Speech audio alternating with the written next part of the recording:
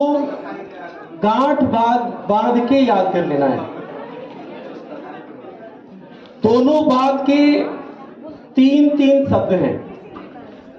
गौर करेंगे, बातें कितनी हैं? दो। और हर एक बात में कितने शब्द हैं? तीन। पहली बात है समता, स्वतंत्रता और बंधुत्व। कितने शब्द हुए?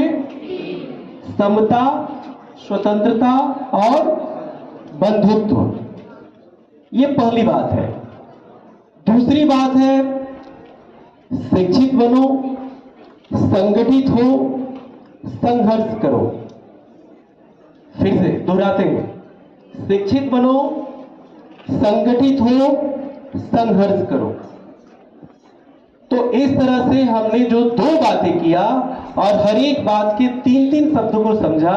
प्यारे बच्चों, इन बातों में पूरे जीवन का सार है, निचोड़ है, आज की व्यवस्था का आधार है।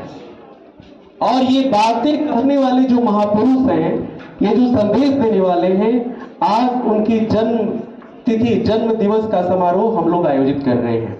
हम लोग बात कर रहे हैं बाबा साहब भारत रत्न भीमराव अंबेडकर जी की।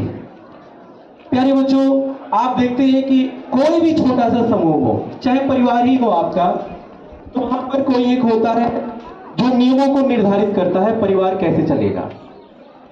इसी तरह से हर एक संस्था जो होती है, वहां के कुछ नियम होते हैं, हर एक क्लास के कुछ नियम होते हैं। इन नियमों को तैयार करना बड़ा ही कठिन काम इसलिए होता है क्योंकि एक लंबे समय को ध्यान में रख करके नियम बनाने होते हैं। ये नहीं कि आज ही नियम बना और अगले दिन वो नियम नहीं चल पाया। सोचो उस व्यक्ति के बारे में जिन्होंने इतने बड़े देश, दुनिया की सबसे बड़ी आबादी वाला देश है, दुनिया का सबसे बड़ा लोकतांत्रिक देश है, और उसके लिए उस व्यक्ति ने नियम तैयार किया। और आज इतने वर्षों से, आजादी के बाद से अब तक उन नियमों पर हम चले आ रहे हैं। हमारा हर एक काम, हर एक कदम उन्हीं नियमों पर चल रहा है। आप लोग यहां खड़े हैं, विद्यालय परिसर में पढ़ाई हो रही है, ये सब कुछ चल रहा है उसी नियमों के प्रावधान से ही है। सड़क पे चलने के नियम से लेकर के बैंक के नियम तक, किसी एक संस्था के नियम से लेकर के पूरे राष्ट्र के नियम तक, वह निर्धारित करने वाला जो ग्रंथ है उसका नाम क्या है? क्या नाम है?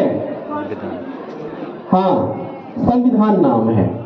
और उस संविधान को तैयार करने वाले लोगों में जिनका नाम सबसे प्रमुखता से लिया जाता है, वो व्यक्ति हैं कौन? जोर से बोलेंगे, कौन है? हाँ, मैं तब तक नहीं मानूंगा जब तक कि आखिरी जुबान पे आवाज न आ जाए। चलिए, इन दो बातों के उन तीन तीन शब्दों को एक बार दोहराते हैं। क्या है वो पहला शब्द? समता। क्या है? समता, इक्वलिटी, स्वतंत्रता। और तीसरा शब्द क्या है? बंधुत्व।